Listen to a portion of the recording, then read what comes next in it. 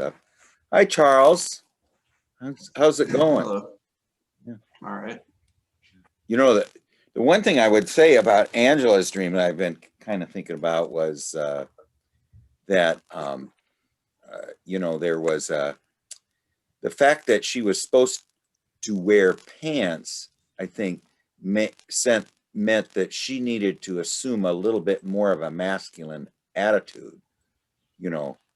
I mean, to have some aspect of her life that incorporated the masculine a little more. I don't know. That was the only other addition I had other than anything else. But anyway, do either you or Charles have a dream that you want to talk about? Yeah. I mean, I have one that I'd like to talk about. Sure, go right ahead. Um, I have it written down, so let me Okay. grab it real quick. Around here I'm somewhere. trying to, if anybody has a text, yeah, and if you have a dream, Roy, just holler, you know. But I have I'm trying to save all these in a Word file. I'll send it out after in fact, I can send it out right now. But go ahead if you have it in the text. Yeah, I'm just. Well, I found the text to mine. Let's see. I just want to copy it over. Yeah. Oh, darn it. Oh, there we go. Participants. There we go.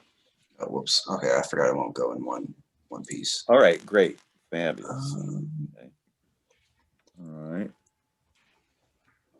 Yeah, well, I mean, the other dream that Charles had was I thought was such a good one about um, the um, the moon closing the moon closing around him and the sun going down. So the time of action was going away, and the moon didn't excite any excitement in Charles. And to me, this meant that it was it was the old witch, the one that imprisons us, and her womb is that of an old crone. It bears no fruit. Mhm. And I think that was the idea of that thing. He just that's all it was. Roy, was there was he saw the sun going down, and then he uh, uh, saw the moon coming from the left, and he completely um, collapsed in depression because he didn't want the sun to go down. And then when he looked at the moon, it excited nothing in him. Well, typically the moon has a magical quality. I mean, it's you know it's sort of mysterious and uh, uncanny. Did you have any comments about that dream, Roy? I mean, about what I was saying is that the time of sun, the activity for Charles, where the only time he can become an active participant in the outer world was closing, and he knew that then the prison door was going to close on the barren womb of the old crone where he's been trapped for so long. Well, yeah. Uh, you see, uh, you sometimes you go looking for something in the underworld, but he ain't one of those. He ain't the hero going to look for something in the underworld. Mm-hmm. He is the one who's being pushed off the cliff into the underworld. So I guess he isn't too excited. That's not exciting from his point of view. And here's the other thing, as I just mentioned this, is that when you are trapped in the realm of Spider Woman, the two brothers escape. And what were they going to do when they left? Son, go find your father. Okay, so they needed to leave the lunar prison of the Spider Woman and go find their father, and the father lived up near the sun. So what was required was an ascendancy to the land of action, you know, and to now it's a hero journey. In other words, we're leaving the mother's realm for the father's realm, and now we have become very active, you know, in the outer world. I missed that part where he was one of the two brothers and is leaving the realm. Well, no, that wasn't Charles. That was just me saying that if you are okay. Well, Charles isn't going that direction, according to the dream. Yeah, he's trapped. He's trapped. He has to descend, and he had the spiders bit him. He's got the toxin. Yeah. So how do you get out of the barren, fruitless womb of the old crone? You know, the old witch. You have to go down there, and you have to find your bottom. Yeah. You know, yeah, it's no way around it. You know, like Star Wars, Luke or whatever, he found himself in that swamp and stuff, and found Yoda. You know, he didn't find Yoda in the sun. You need magical animal helpers to help you out. You know, to get out of there. You know, but the whole idea is that the prison door is shutting, and you know it reminded me of Galahad. He was known.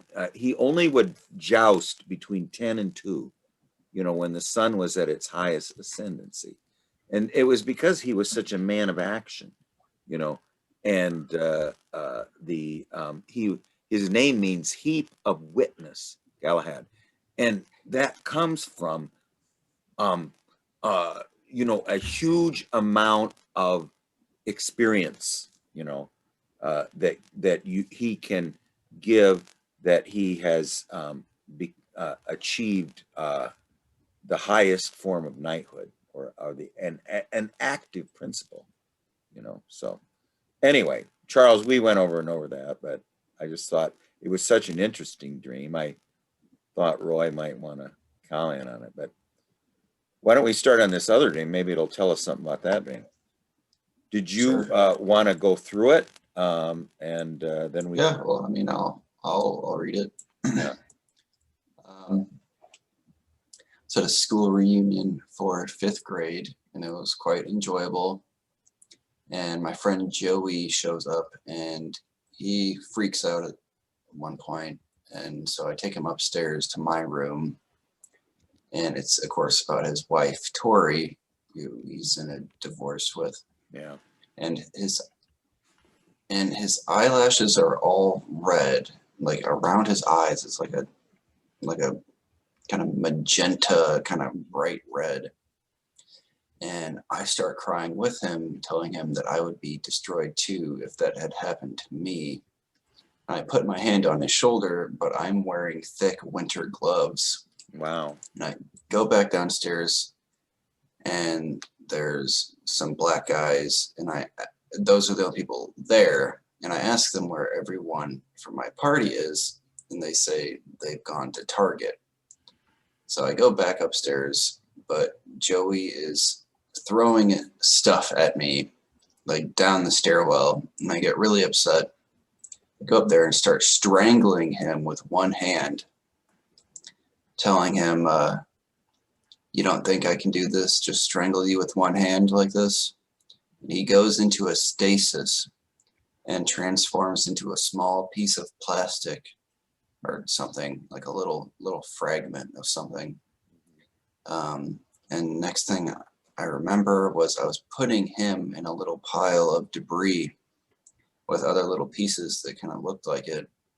I was putting it in a good spot for him so that I could wake him up at some point. And I go back downstairs, and it's dark out now. And there's a bunch of these animals that had been ordered by the people at the party.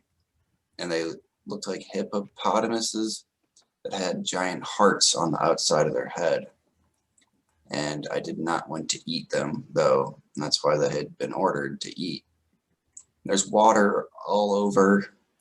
And I go upstairs, and now the stairwell is filled with water, and all the hippos are in the water in the house.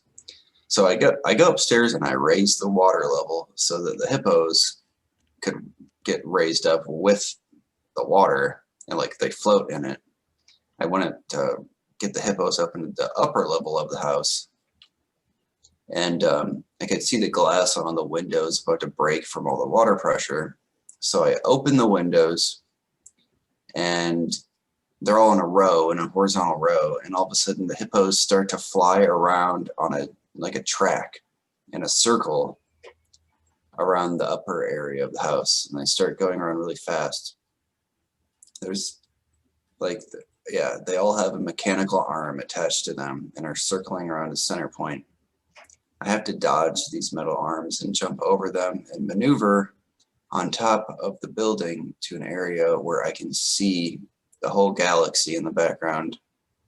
There's a couple of young superheroes there, and I tell them that I cannot fly. And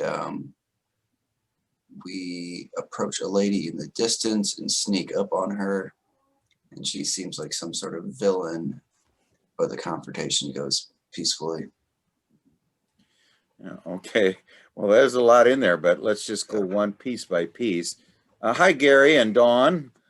We just thought we'd go on. I think Roy was looking for a dream, and then Charles is gonna. When did you have this dream, Charles? Hi, Dawn. Too. This was, let me look.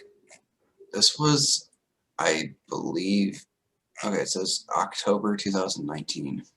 Okay, all right. But it's a dream that is certainly is one that is puzzling. So let's just go through it. First of all, you're at a school reunion for the 5th grade, which, is the, I don't know, in some classes, that's the end of elementary school. Sometimes they go to 6th, but it's near the end of the first stage. And you're there with a friend who is distraught about his disconnection from the feminine, who is his wife. He's getting a divorce, and he is so emotional about it. He has almost a magenta circle around his eyes. So there's this idea of that he's, an uncontrollable depression because he's been disconnected from the feminine. In other words, he's thinking it's totally hopeless. There's no hope for me. My life is over, or something like that. I mean, there's, or it's just a great remorse that she's rejected him, and there's no appeals, and he doesn't want her to reject him. I mean, so it is really, there's this saying, this was from Dostoevsky, he says, I think it's in Crime and Punishment. He says, abandonment. No, this was Albert Camus. Okay, sorry. Camus says, abandonment is a foretaste of death. Okay, so he's sort of tasting death, and abandonment. And I mean, what the idea is that you are left totally alone, and what you're not really alone. Let's not even talk about the actual woman leaving you, but the ego consciousness is now in limbo land, and it's totally separated from the life source and the life force, which the anima represents, is nature. The ego realizes it's trapped in its own prison cell, and so I mean, it has no access to life. I mean, this is I'm just trying to wrap my head against, I think, emotion all of us have felt. there's the idea of the actual event of someone abandoning us, but then there is the feeling of abandonment, which is within us, which is very stark, you know, and it isn't so much because of the outer person. It's just the aspect of experiencing being cut off from life, you know, because in both cases, the feminine and the masculine for each one of our genders is the bridge to life in the outer world and the bridge to life in the inner world. So if our bridges are gone, we're trapped in a place where we have no access to the treasure hard to attain or something, the highest value in it, in other words. Okay, well, that's enough about that. So then you are trying to console him and tell him, this has happened to you before, Charles, that you're trying to do something to somebody, but you find that you're wearing gloves. And so no feeling gets through your fingers. Can't you name a couple of other dreams where this happened? Where you had some covering over your hand. Well, remember there was a clear plastic over your skin? That was with the raincoat people. Yeah. The plastic over my hands. So And in then- other words, you are not even a living being right now. You've assumed some type. Now, winter gloves, you know, would be something to protect our hands from intense cold, and so intense separation from the warmth of human existence. So how can we console someone when we're you know, we are I mean, it's a little difficult to console somebody when you're wearing gloves. At least they can't feel your human hand. I mean, Martin Buber said that when he died, he didn't want to be holding a book. He wanted someone to, with their fleshly hand, to be squeezing his. You know, there's this aspect of the other. I mean, in other words, he is totally removed from life, and so are you. You can't rescue or redeem him because you don't have the human touch either, you know. So now then you go back downstairs, and there are some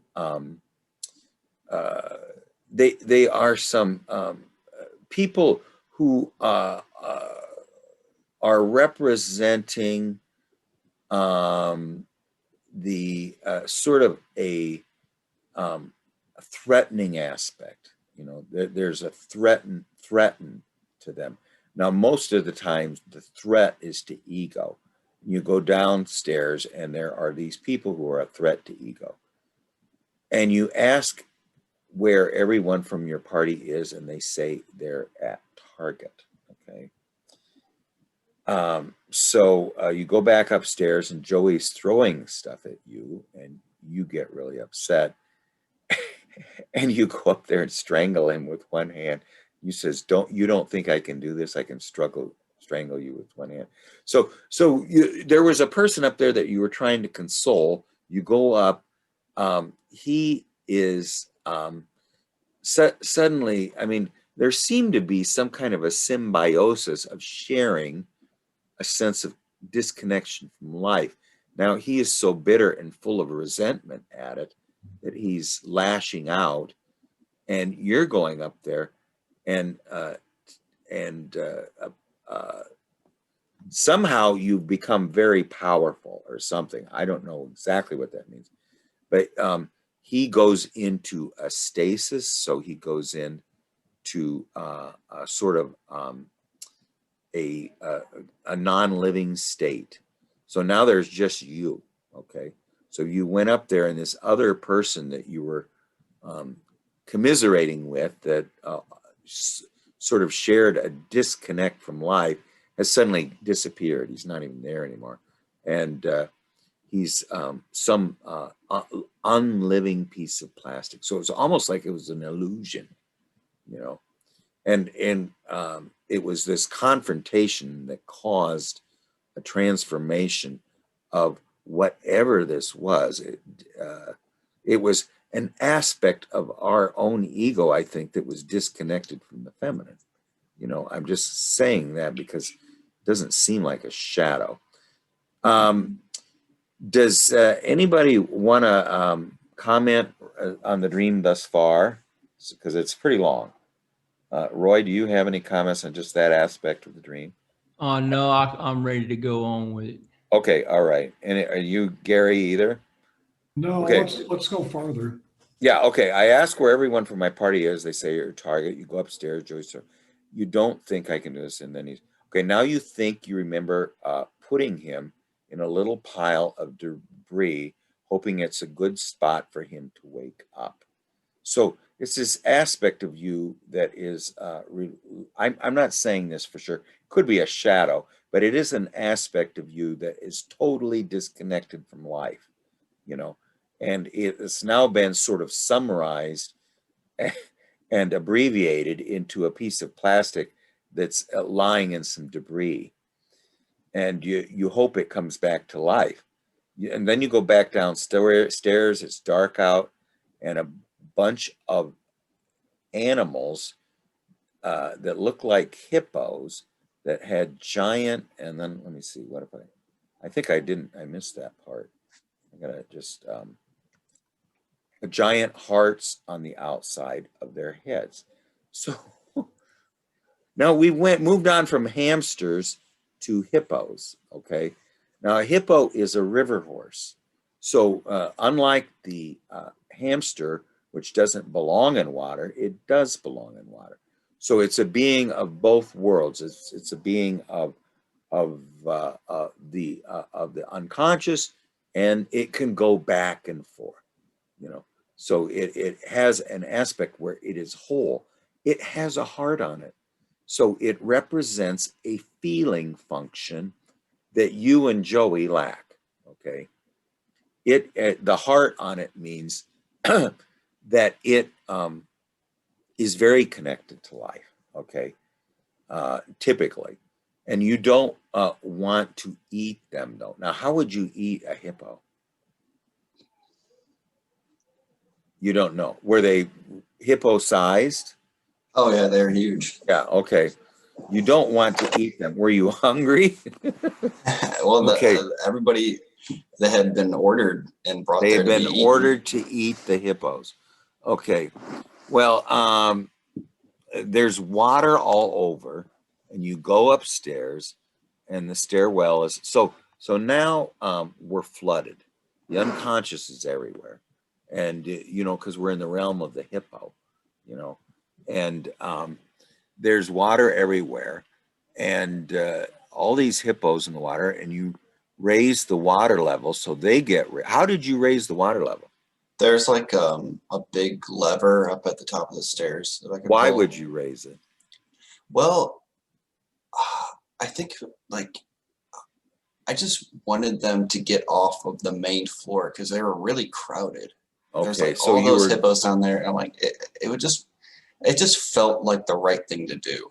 Yeah, so the ego has the ability to expand the unconscious so that the unconscious contents aren't so concentrated, you know, or something Yeah. like that, you know, and also they also now are going to be raised up to a higher level.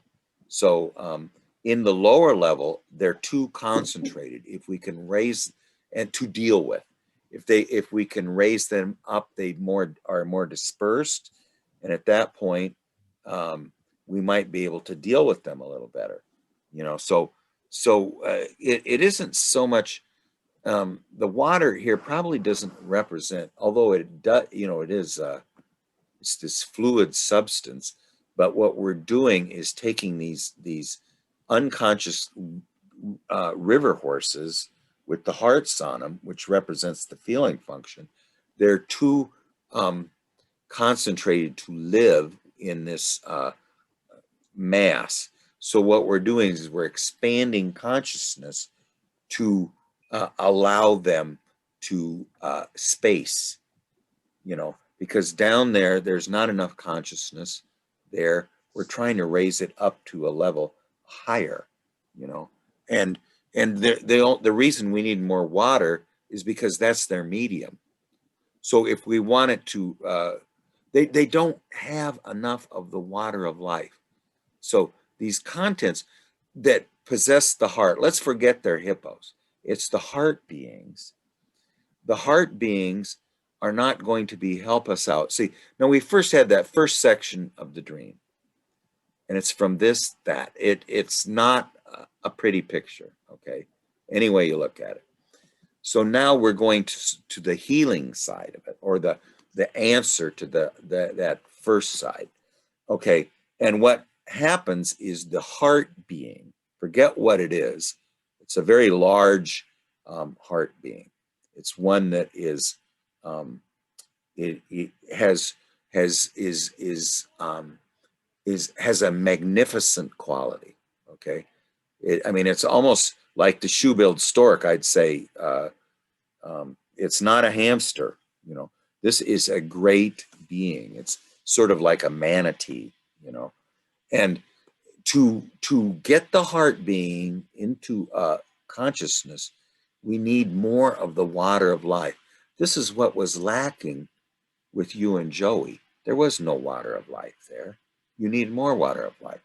Okay, so then now the problem is, and this has come up before, that that the ego can't contain this much life. If it does, it'll burst. The windows will burst. The amount of life that is going into our ego right now, our current fragile state of the ego can't handle it. Now I'm just trying to go through here pretty fast, so feel free to say I'm all wet. But anyway, so you open all the windows in a row, and all of a sudden the hippos start to fly around on a track in the circle around the upper area of the house very fast. They have a mechanical arm attached to them. So they're somewhat like a merry-go-round or a mandala, okay? They're actually a mandala.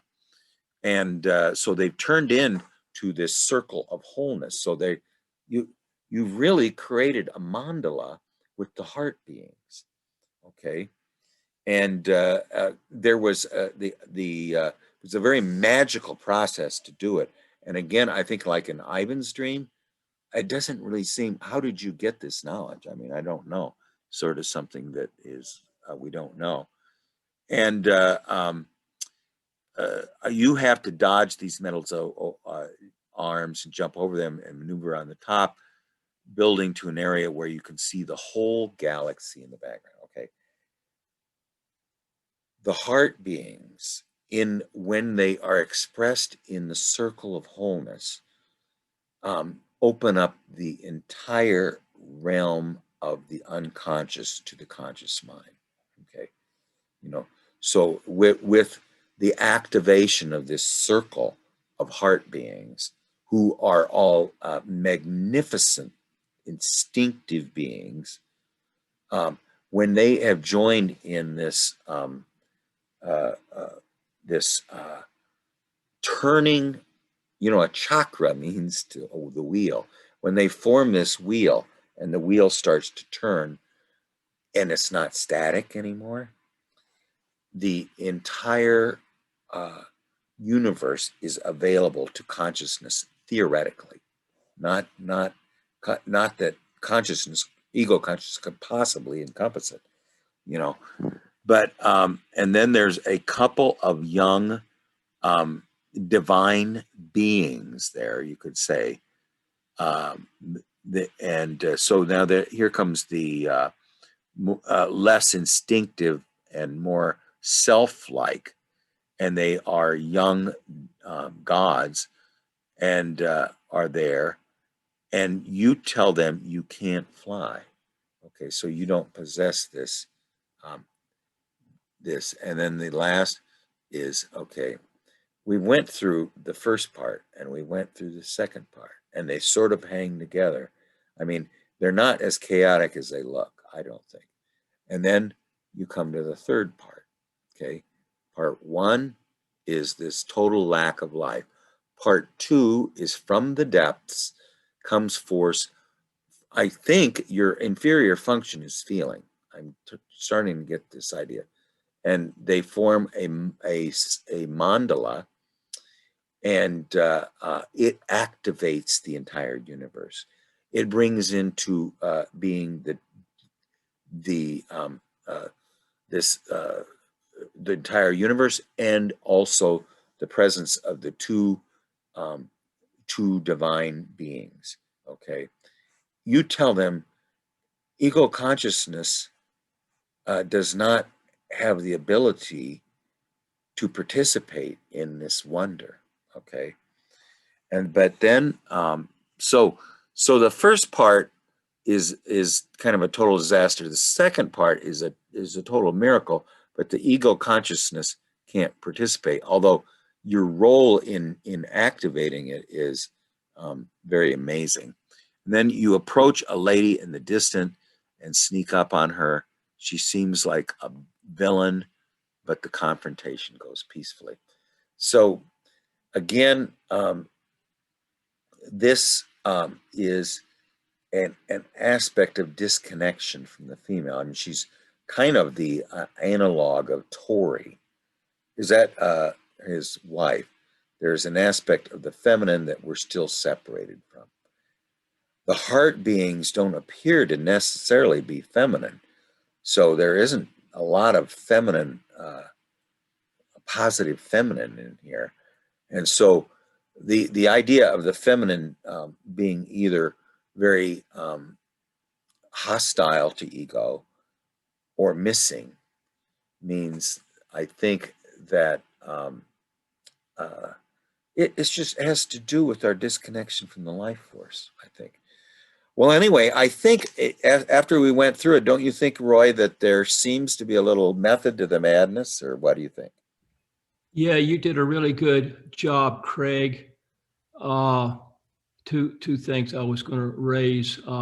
One is it's interesting how Gary had a dream where he's lowering the water Mm-hmm. when he was incubating that girl or woman in the attic. He lowers the water. He goes to great extremes to go up there and lower the water. Well, Charles is going in the opposite direction. That's interesting. Gary might have some insight on that. Yes.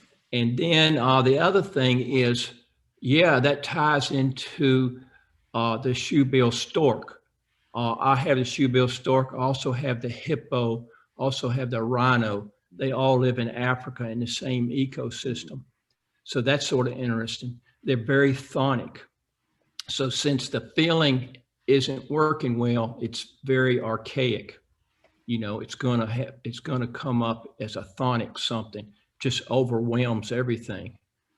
And you did a great job on the rest. I just had that day. It's primordial, but very powerful, you know. And I think the connection between the shoebill stork, you hit on it. They pretty much, you're talking about the same environment. I mean, the shoebill stork is some animal that lives near the wetlands, you know, and so does the hippo. It lives sort of like that. Gary, can you remind us of your water dream? Oh my Maybe. gosh, it's like I don't remember enough of it. It's like I just remember that, the girl is upstairs in the tub, and the water has to be lowered so that she doesn't drown or something. Yeah, well, anyway, it is that second part of the dream, and I can see why Charles went back to it, is totally mythological. There's just some aspect. See, the first part is just this kind of like some of that dream about the 3-year-old, with the umbilical cord and having a plastic baby. You know, it just was, you know, is so disconnected from our bodies, you know. And this seems to be, you know, like I'm just saying, as a you're a different, as an air being, as a puer eternus, I had a little different experience, but you know, you're very connected to water as someone who is having difficulty getting out of the provisional existence. Now, what I mean by that is I lived tangentially to history. You know, I only intersected it at one point, and you know, so I wasted about 2 or 3 decades. They just go by so fast, you know.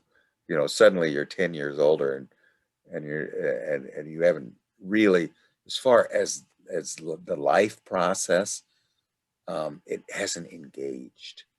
So what's missing? The Tin Man. He's what did the Tin Man, what did he need? You know, he needed the heart. You know, he's this being without a heart.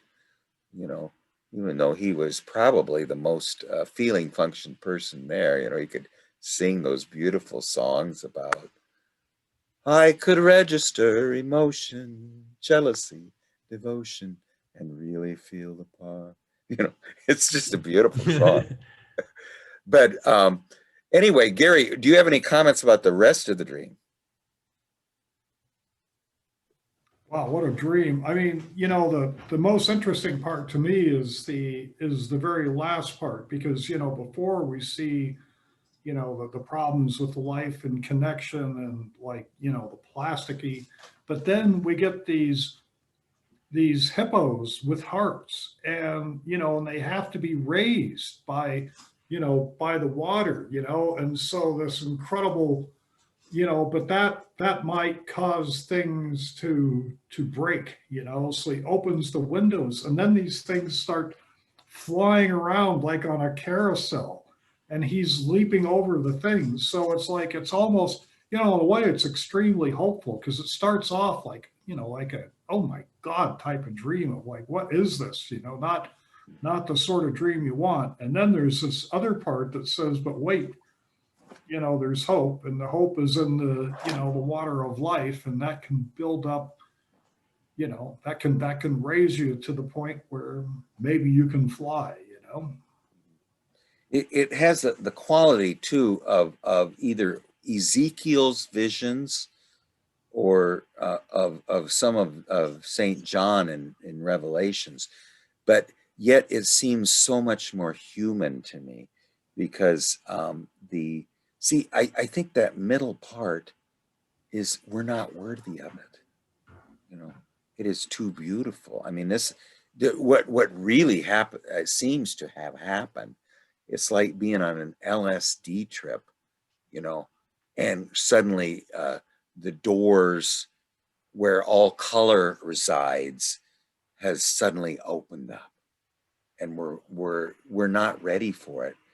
But just if this it stands by itself, it doesn't even need explanation. You know how magical it is.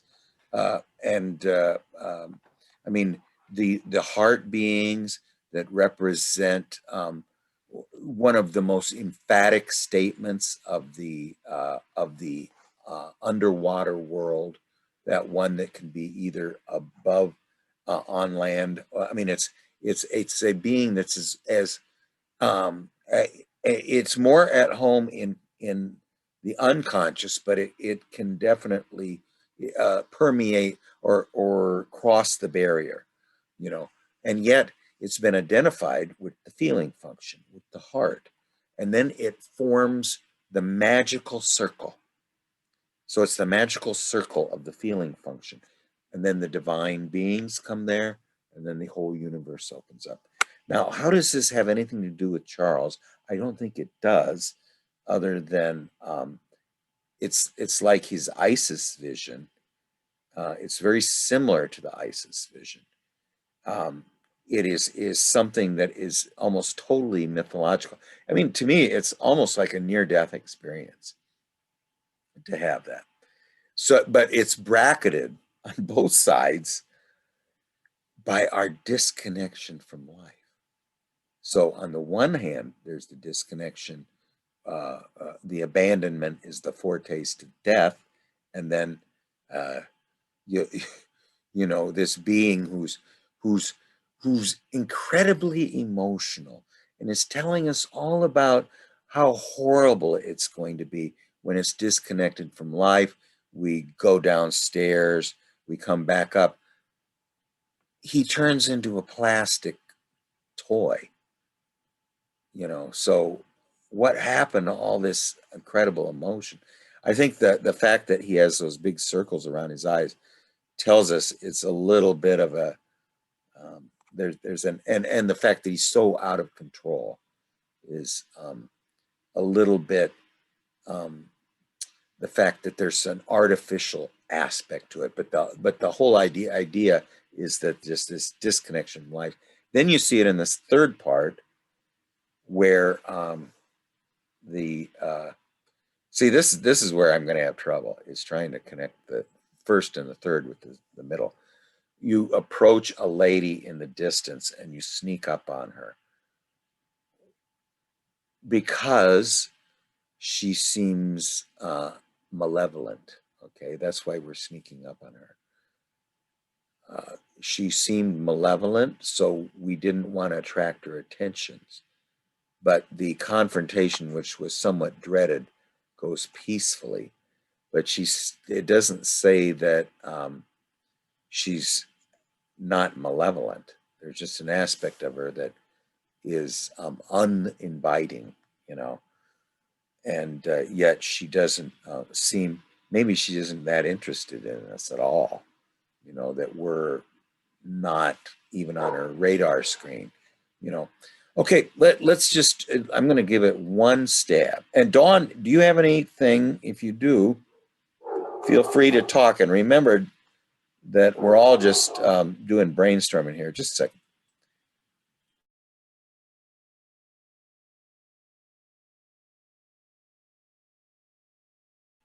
He doesn't listen to me very often, but he stopped. Anyway, so I don't even know what to say about that middle part. It is so beautiful. You know, I mean, it's just so, but let's talk about one of the most mysterious things in it. Okay, it's not so mysterious that there would be heart beings. And there's not so, it's absolutely crazily beautiful, or that they would form a mandala, like a carousel, or that the whole universe would open up to us. I mean, those are all miraculous things. But the thing in it that's so unusual is that ego consciousness, or at least Charles' dream ego, put this in motion. But I think it's kind of like the raven's wing that Ivan rubs on the person's arm that's connected with greenness.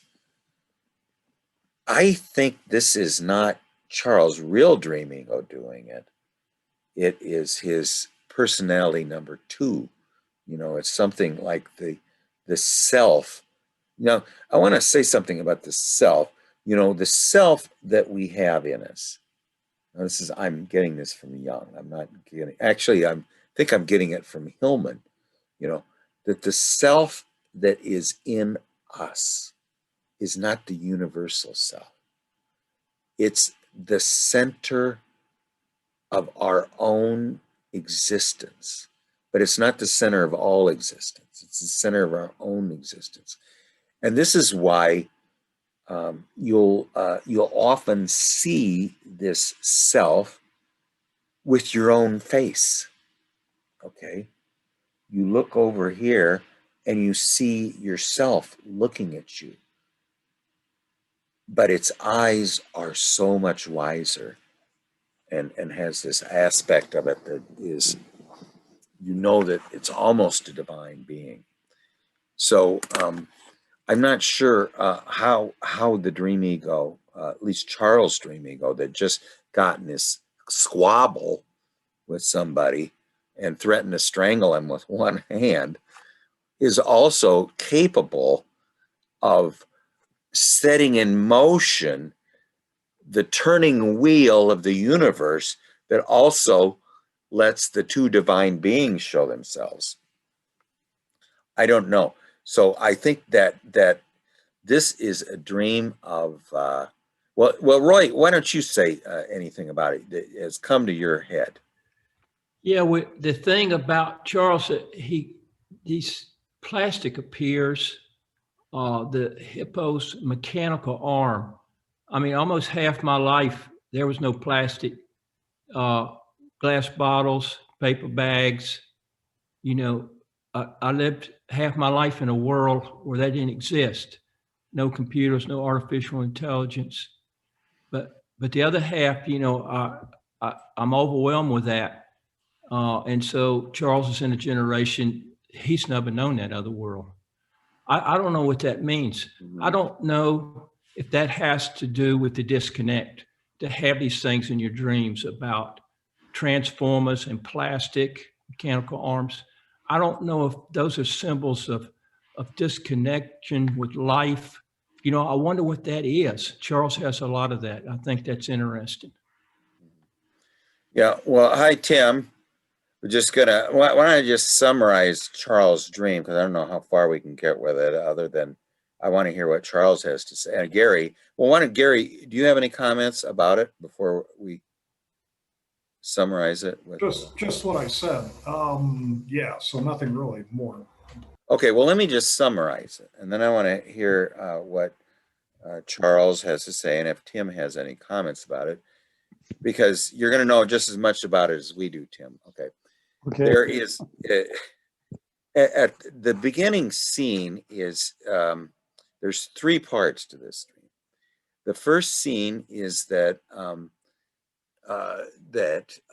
he is with a friend at a fifth grade reunion, which is an unusual grade to have a reunion about, unless that you were it was just a special time of life, and there is a friend of his named Joey who is having a horrible experience of abandonment because his wife is leaving him, and he's horribly distraught. And then Charles kind of leaves for a second, wants to know where everybody is, sees some threatening aspects to the ego, comes back, and now Joey's totally out of control. And he goes over and tells him that he can annihilate him if he wanted to, but he didn't need to, because he just goes into a stasis and sort of turns into a piece of plastic. So the whole problem went away. I mean, you just hope he comes back to life. But then the second, Joey turns into plastic. yes, he turns into plastic. He puts him on a piece of debris. So this first section of, and he tried to comfort him, but he was wearing winter gloves, so he couldn't. And he's had this before, where his hands are covered in plastic, and he can't really touch someone. So there's no ability to touch with the human touch. Okay, now here is the amazing aspect. Okay, in the lower level of the house are what we're just going to call heart beings, but they're actually hippos with hearts on them, and there's too many hippos and not enough of the water of life. So the dream ego causes the level of water to rise, so that these beings on the lower level, the heart beings, can rise up to a higher level, where they can be differentiated and discerned by consciousness. Okay. And after they get to a certain level, Charles is somewhat worried that the glass in the windows is going to burst, because it's now so full of the water of life. They suddenly form like a carousel, and they go around in a circle. These river horses, the beings of both the the unconscious and the consciousness, who are, let's not even call them, let's not try to figure out what it means to be a hippo. Now, he also says he can't eat them. He can't assimilate these magical beings, okay, with the hearts on them. And they form this mandala, okay? And when they form the mandala, two things happen.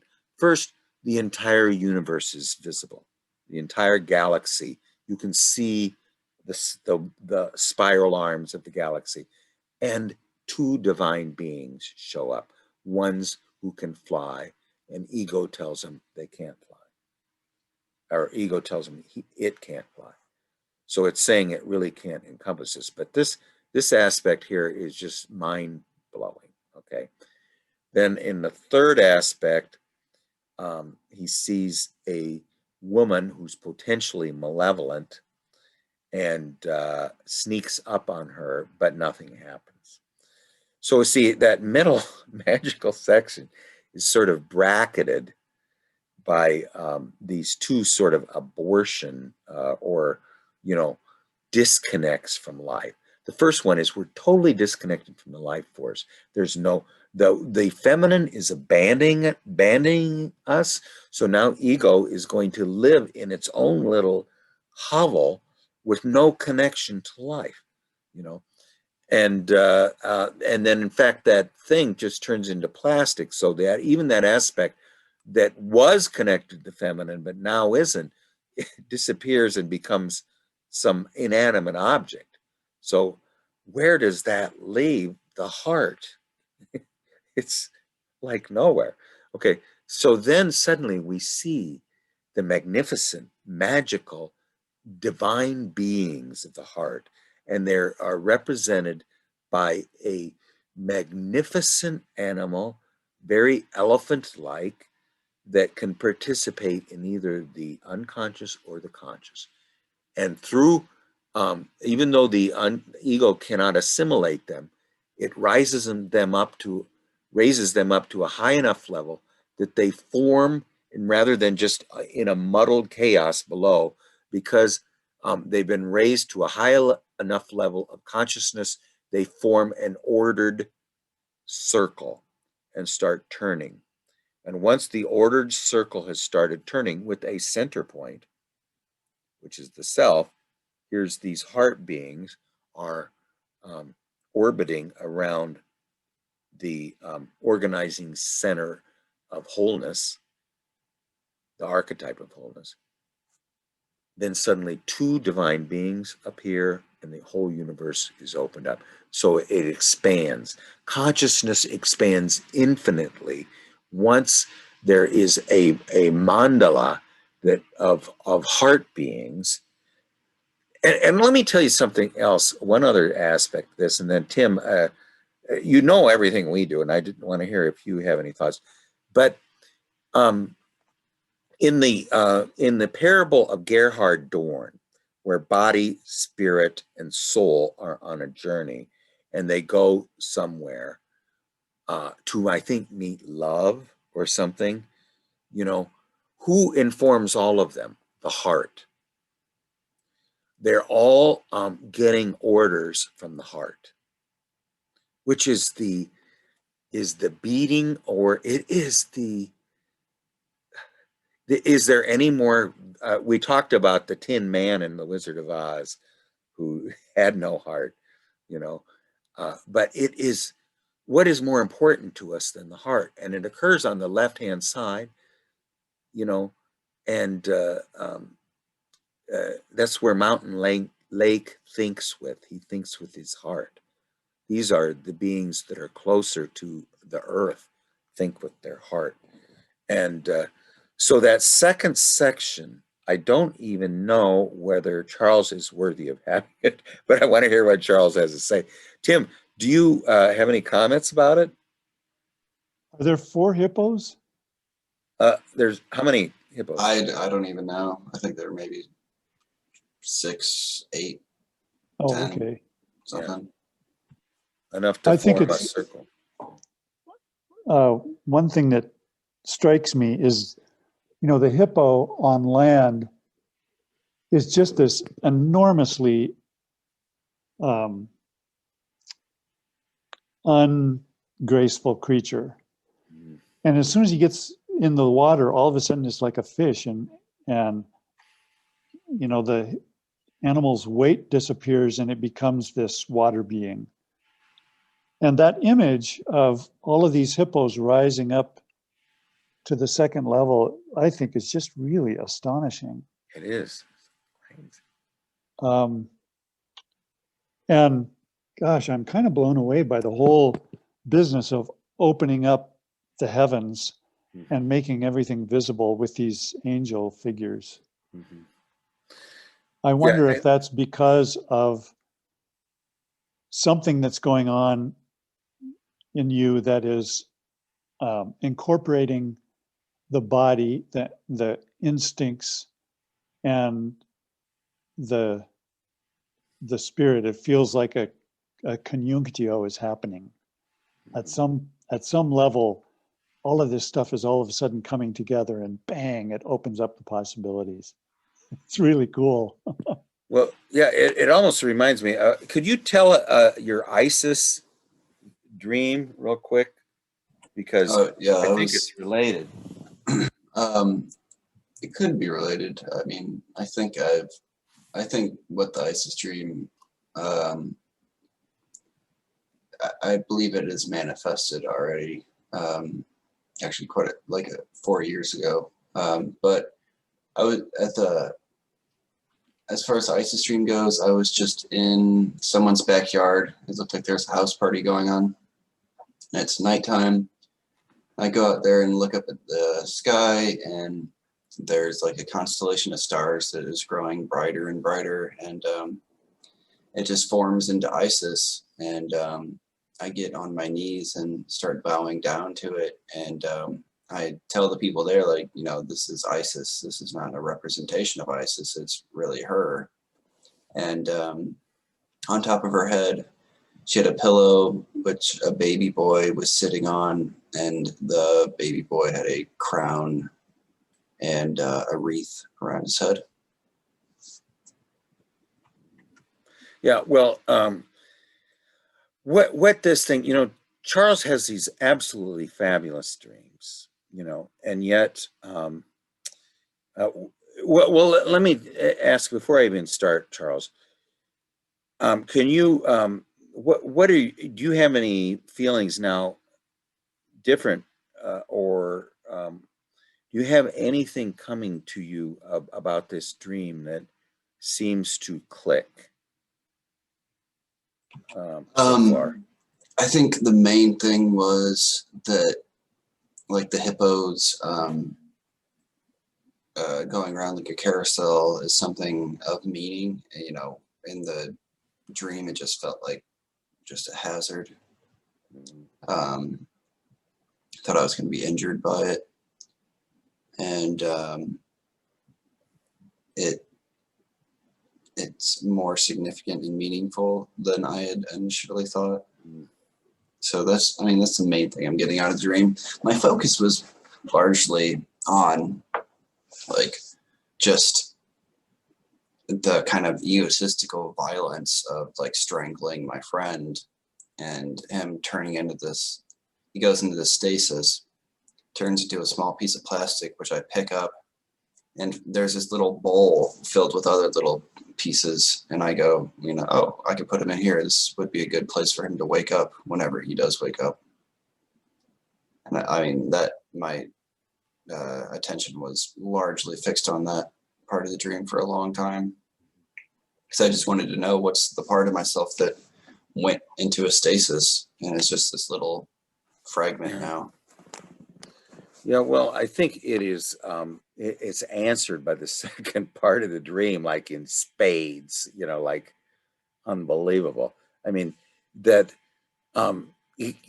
First of all, it is so beyond the first and the third sections. Okay, it is saying that the way to redemption is through the divine beings of the heart when they are brought up to a high enough level of conscious differentiation they form a mandala. And if that mandala should ever form, now, and the ego kind of showed you how to do it, the dream showed you how to do it, these beings who are heart beings. I mean, we can knock ourselves silly trying to figure out what a hippo means, but at least they are like a manatee or or the shoe-billed stork or like the harpy eagle. There's something about them that is a god being. I mean, you can't say it's like a hamster is not a god being. And compare this with the hippo, this magnificent elephant that lives in the water, with its huge, like macara type jaw. Okay. Well, anyway, once it has been differentiated and it's up at a higher enough level and forms this ordered mandala of the heart, the self is activated, the center is activated, and at that point, the personified aspects of the center suddenly show up, and they're in a pair of divine beings, and then accompanying them is the entire universe. So what the progression is that these unconscious heart beings are in an undifferentiated mass in the lower level. Once they can be raised up to a high enough level of differentiation, they form an ordered pattern, which is a perfect wheel of wholeness. And at that point, the center is activated. It's formed. The center has formed, and the center has been formed by the heart beings that are very instinctive too. I mean, what would the hippo represent as far as instinctiveness? It almost has a much more archetypal quality, I think, than a cat or a puppy or something. It just has this. Go ahead, Roy. I'm just blathering. Go ahead. Oh yeah, since I have a hippo friend, something interesting connection I'm making is the hippo and the rhino and the shoe-bill stork all have a temper. You don't know when it's going to happen. It just, and then it's there. It. Everybody knows it. And also, Charles had a temper, had some anger in the first part of the dream. So there's a disconnection from this anger. And I know Jung has a lot of things he says about anger. He says anger's good, and anger should be applied humanly. Not, he said, well, should use an electric shock mechanically. No, don't do it mechanically. It should be done humanly. It's important. You need to be conscious. You can be conscious anger, and done humanly, but you have need to be to conscious healthily assert. It's very important in our communication. Yeah. Well, and I would say that the hippo and the fact that they are so unpredictable. I mean, they're the most dangerous animal in Africa. I mean, more people are killed every year in Africa from interacting with wildlife by the hippo than than crocodiles or anything else, and because they're so unpredictable, and they are they just so I think that unpredictable dangerous aspect is more related to their complete autonomy.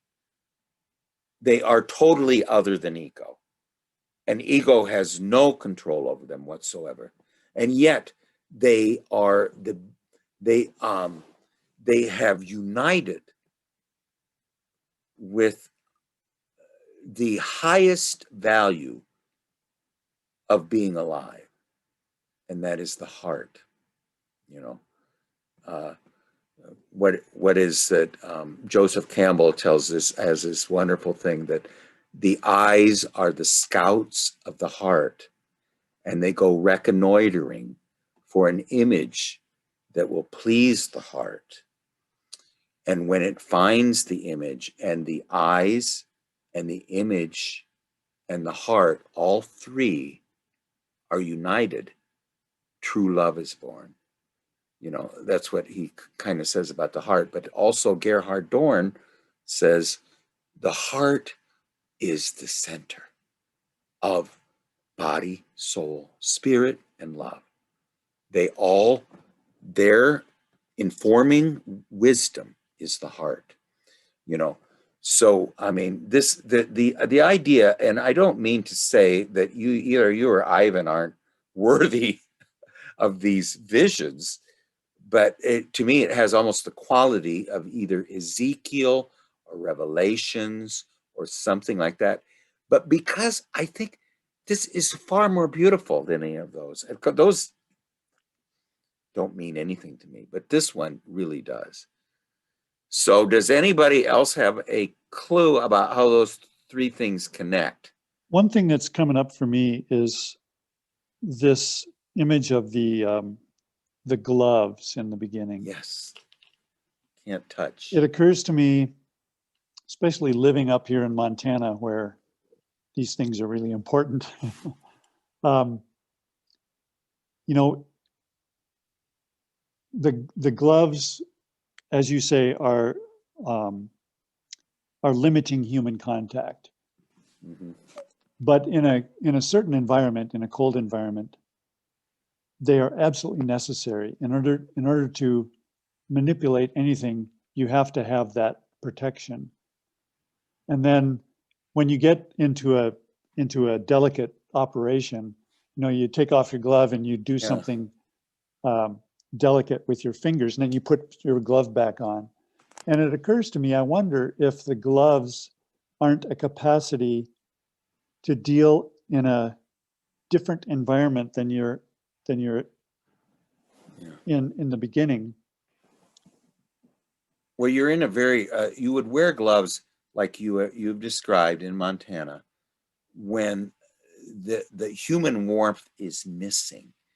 And so you need to have an artificial creator of warmth because the warmth of the human is missing, and all you have is this very stark, cold thing. So like we can't walk on the ground without shoes.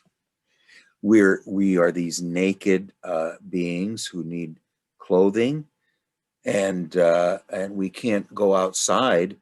Our dogs, we have one dog that sleeps out in the snow when it's like 0 degrees, you know, like it's a summer day, you know.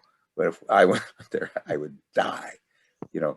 But the object is that I think the fact when you try to comfort someone and you're wearing gloves, that is a way to comfort them for someone who who lives in a universe of cold, you know. So they have to have this appendage on them that is for some reason we're wearing winter gloves, you know, in the house. Why would that be? Anybody answer that question?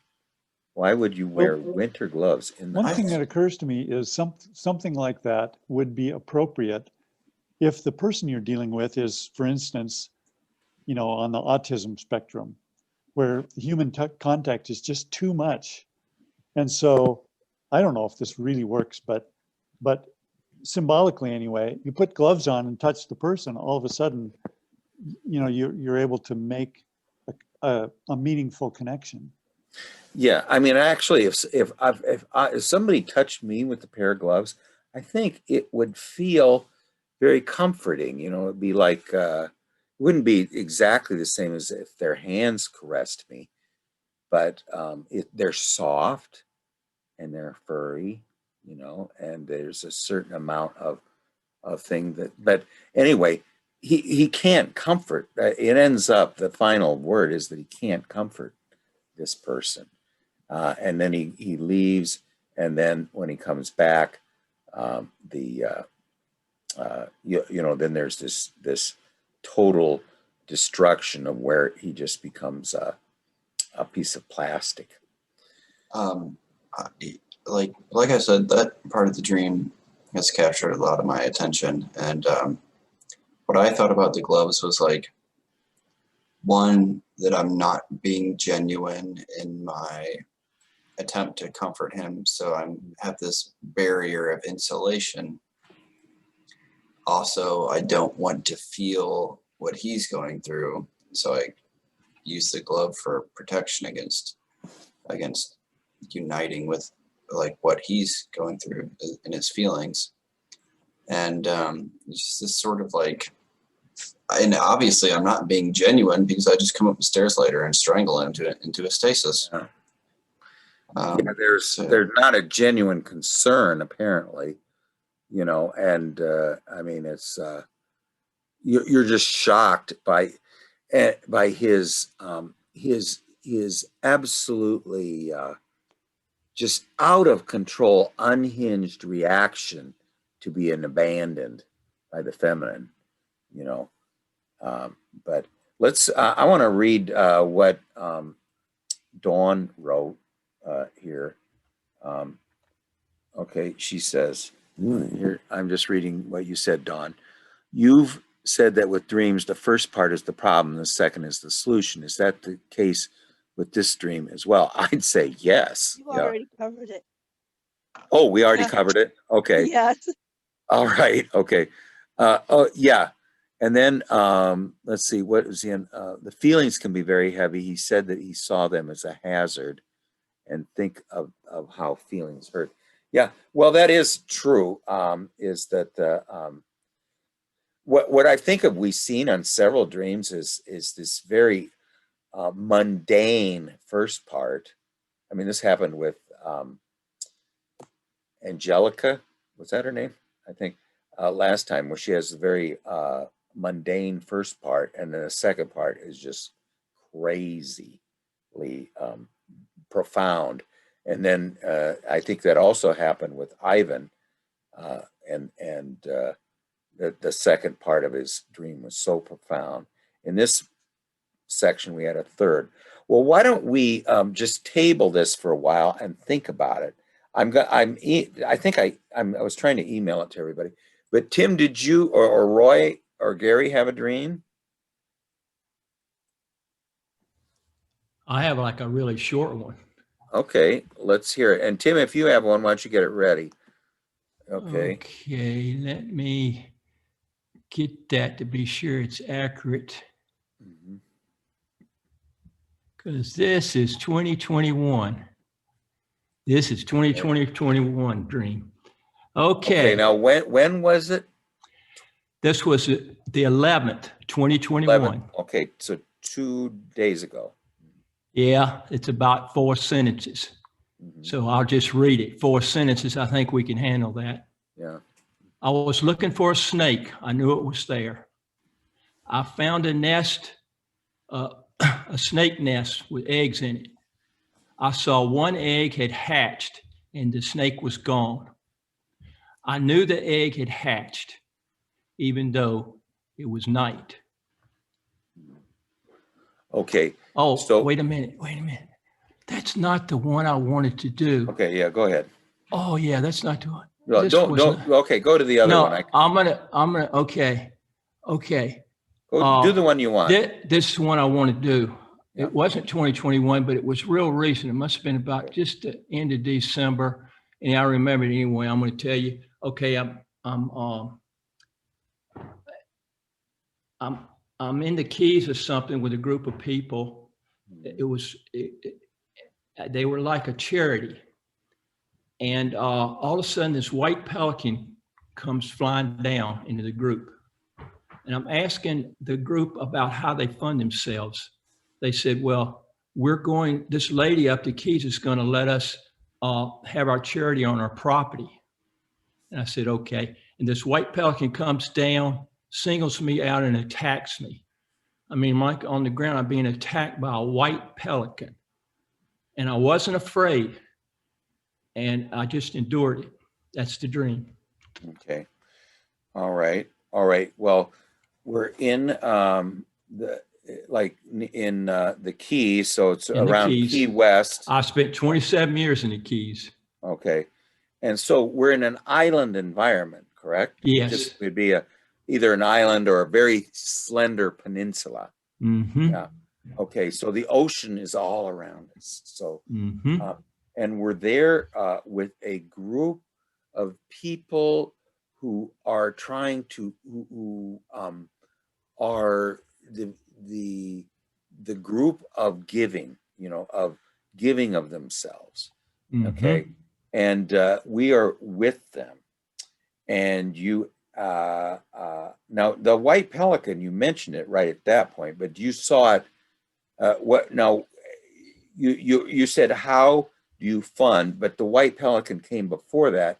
What could you say that what came before? Yeah, I was visiting the group and I was trying to figure out how they were going to finance themselves. And then the white pelican appeared, right? Yes. Okay. Yeah, I had it before. Okay. So then you ask them how they are going to provide the psychic energy. This was on the 8th of January, 2021. I got it now. Okay, just Yep. about less than a week ago. Yes. Okay, so we're in a land that is surrounded by the unconscious, and there Yes. is a group of people there who are the conduits for providing boons, and to the universe or to the world or to people, and ego consciousness is puzzled about how they obtain the resources or the psychic energy to distribute to those who need it. Okay, so they're in charge of distributing some type of a resource to those who lack it. And how do they get the psychic energy to be able to afford these resources? And so you're asking them that.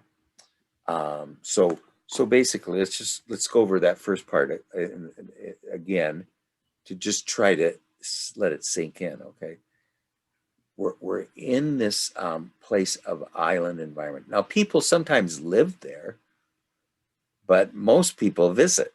Okay, because you can't have, well, I don't know, but anyway, it's a place where most of the time it's a place that we go to, and it's not our real homeland, but we're there.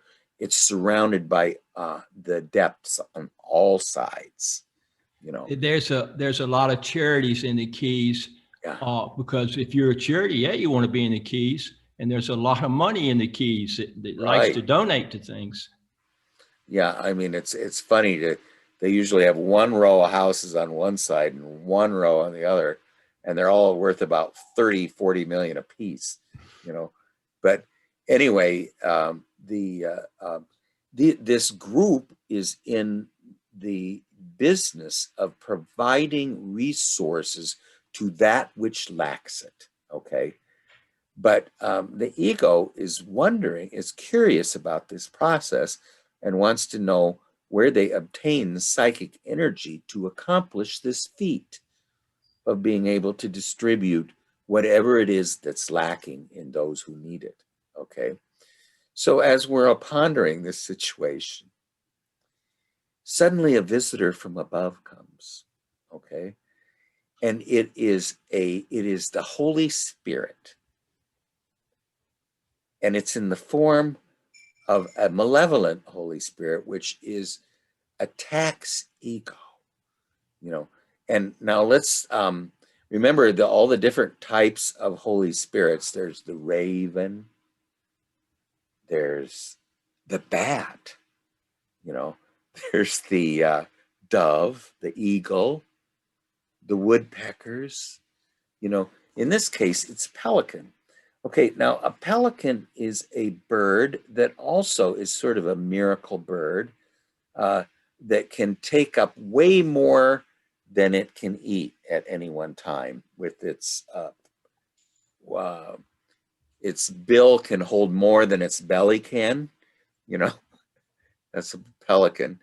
And so they do also seem to have almost more resources than they need because they can store them in their bill.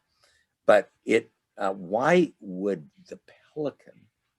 Okay, the pelican is a bird of the air and the water, and goes under the depths, you know. But let's go like this. What bird do you see other than a pelican that's a magnificent bird in the Keys? Not many. Well, That's a as lot. nice. You got a lot of incredible water Well, yes, birds, but any hares one and that's storks and egrets. yes, but any A lot of one bald is eagles too. amazing. The Keys. Yeah. Bald eagles like the Keys. Okay, but the pelican is, you know what's funny about the pelicans? If you ever see them flying in formation, pelicans, their wings all beat with the same stroke. You know, where you see a Canadian geese flying in a V, you know, at least they fly in a V, and then, you know, the one goes back to the back and the one goes up to the front. You watch pelicans fly, they're just magical. Now, we got pelicans right out here on a lake, and I see them all coming in, and they all, they're swan-like, but more clumsy, you know. I mean, they're so big. I mean, there aren't very many birds as big as a pelican, you know, that and are sort of clumsy, you know, when they come in. But anyway, it's don't you, every time you see a pelican, it has that shoebill stork quality that Well, it the looks like you don't want to shoebill, mess around with it. the shoebill's really related to the pelican, not the stork. That's what they discovered. If Yeah. you read Wikipedia. Well, yeah, they don't look, the pelican to me is a being I don't mess around with. You know, I sometimes would see them on the docks in a place in Florida, but I don't really want to approach them. They do look a little dangerous. You know, they don't look very happy to see you, you know. Okay, but anyway, this being of both the sky and the unconscious, in the realm of the unconscious, as ego is over there asking about how resources is provided to those that lack it, it sort of represents something that has more resources than it needs, and it attacks you. So it seems to be sort of related to the charity people a little bit. It's a white pelican. Have you ever seen a white pelican? Well, yeah, that's the only one I've seen. I never seen a white pelican in my life. Yeah, They're gray. we only have the white pelicans around here. Of course, I never seen a white pelican in my life. You look on Google and see if you can find a white pelican. I never seen a white pelican ever. Yeah. Well, anyway, and then what is the end of the dream? It's just I just endured the attack. yes, you just I wasn't afraid. Yeah, I was not afraid. So ego consciousness just sits there and lets it happen, you know, and because it's not afraid, it knows that the pelican can't really injure it. I mean, this is the whole thing when a swan or a Canadian goose attack you or something. They can't really hurt you unless they get at your eyes. You know, the blue heron can put your eyes out, and they like that, and they know exactly how to do it. But yeah, the ego just endures this attack from this being of the air and the unconscious. So do we have a friendly relationship with the spirit or the depths right now? Oh, Gary, do you have any comments about it? Oh man, this has really got me puzzled on the pelican that's not friendly. It's like, yeah, I'm just, yeah, I'll wait for some other comments. Okay. Yeah, well, let's just say the pelican is not friendly to us, and yet the dream ego does not really resist its hostility. So the dream ego is silly. You know, I used to know this guy who was every time I met him and I'd bring up anything to him, he would just explode in anger. But it didn't bother me because I knew if I just waited long enough that it would subside. And I think that's what what Roy is doing. He's just waiting it out. At some point, it's going to run out of attack because it can't really kill him. What do you think, Tim? Roy, what did you do for 27 years in the Keys? Hope we can't hear you. Oh, I moved to the Keys to run a trailer park, Roy's Trailer Park. It ain't paradise, but it's home. Well, the thing, I've never been there, but it kind of strikes me as an environment that's on the frontier. And, you know, they're so low and so vulnerable to the sea that the image I think of, and this could be totally different from your association, but the image I think of is you're in the environment of the sea, and here's this fish eater that is coming out of the spirit world, attacking you. And I'm wondering if it isn't because either you're in the wrong place, like you're trying to be reasonable in an unpredictable, unreasonable world, or something like that. I just am really focusing on the contrast between the world of the ocean, which is the natural world of that part of the planet, and the landed part of the world where human beings come from. sort of like I'm just Water wondering what to World. do with that. Yeah. Do Kinda you think wondering of, what to have do you with ever that seen that contrast. movie Water World? I saw it. It's very similar to that. So it's this place that's really of the unconscious.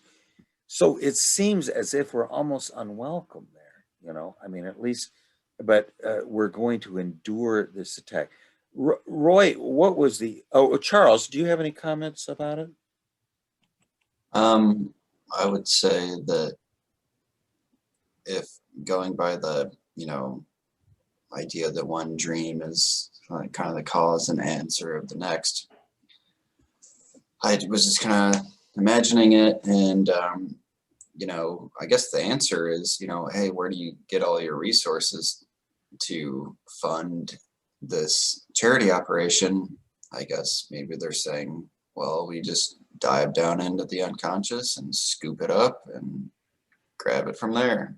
Yeah. I don't know why Seems to I be don't know your why the bird's answer. attacking you, though. I mean, it's like a kind of weird way to answer things, but That's great, well, Charles. That's an maybe answer. it felt like it had to like give the answers. I don't know. It's the idea of like beating someone over the head with an idea. I don't know.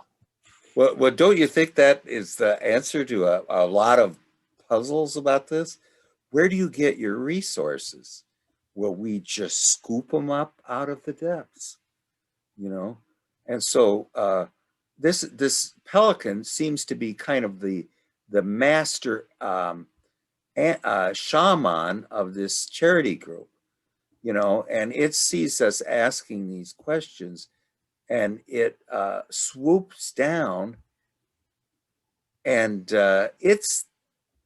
it is the one that shows them how to do it. You scoop up resources from the depths. That's where we get our resources.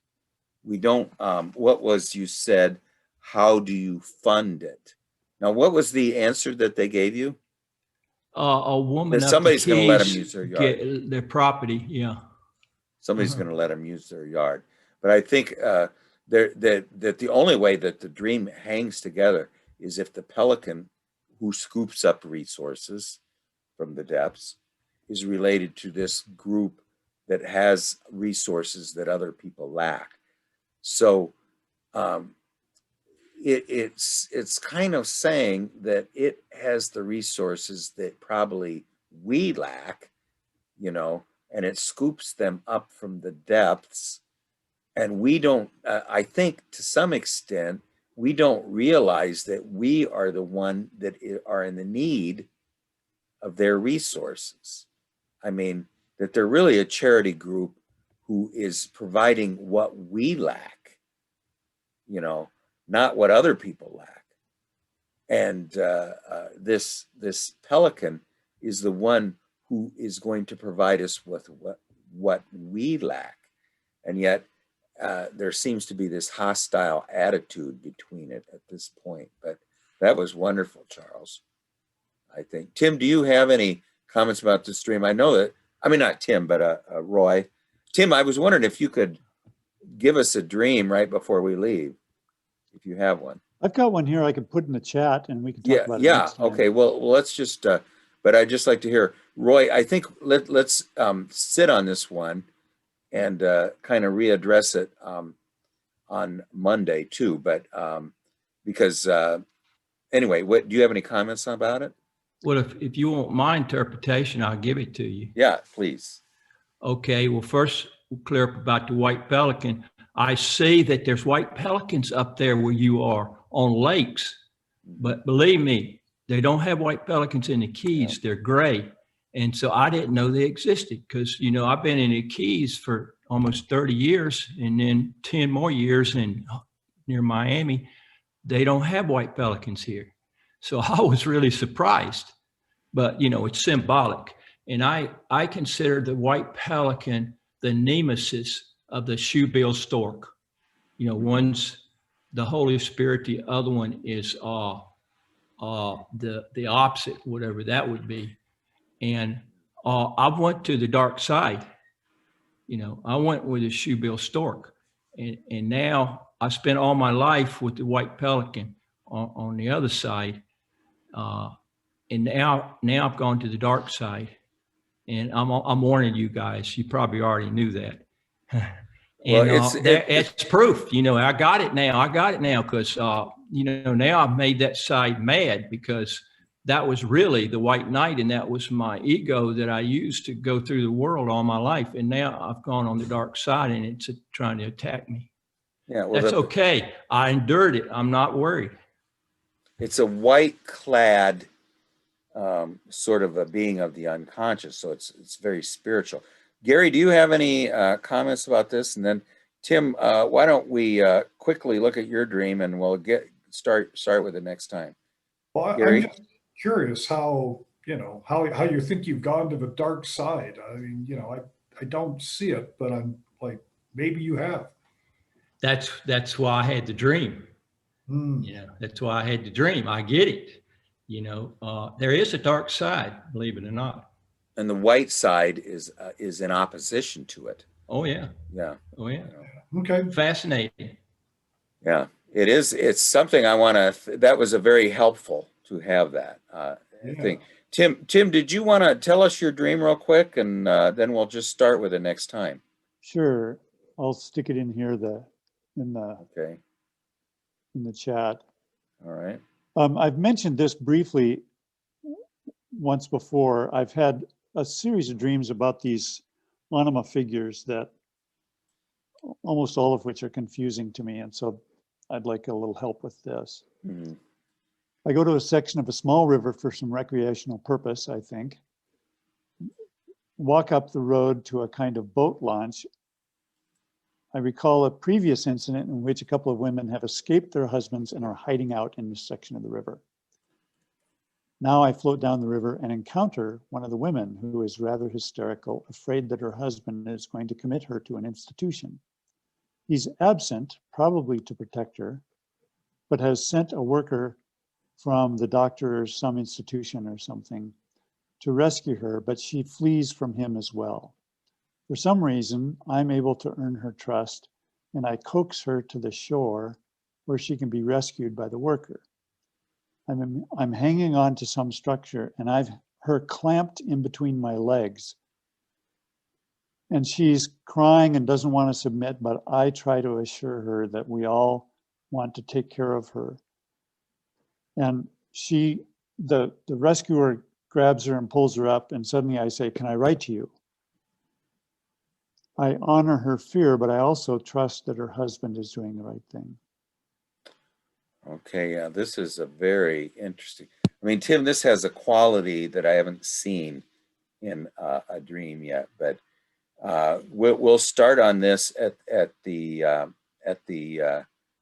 on Monday or Wednesday or whenever you're here, and whenever you're available, and then because it's very beautiful, and I think I can. I love to get these a couple days in advance because it gives me. But we also are going to see if any more thoughts about Charles' dream, and of course, any more thoughts about Roy's dream, because I think I have more thoughts after he has given us a little clue on this. But okay, Tim, we'll get going with this next time you're here. And I mean, if you have to miss Monday or Wednesday, that don't worry about it. Whenever you're here, we'll drop everything. I'm kind of thinking Okay. Wednesday, I'm probably going to be just totally focused on the inauguration and any kind Oh, of yes, craziness certainly. that happens around that. Well, anytime that you're here, Monday would be Okay. fine. Yeah. Okay. Okay. All right. Well, thank you, everybody. This went by really fast, and thank you, Charles, and for that beautiful dream, and Roy, your dream too. We'll figure them out next time. So, we'll see you guys when I see you. All right. Thanks. Okay. Bye. Thanks. Thank you, Dawn, too. Good Bye night. now. Okay. Goodbye.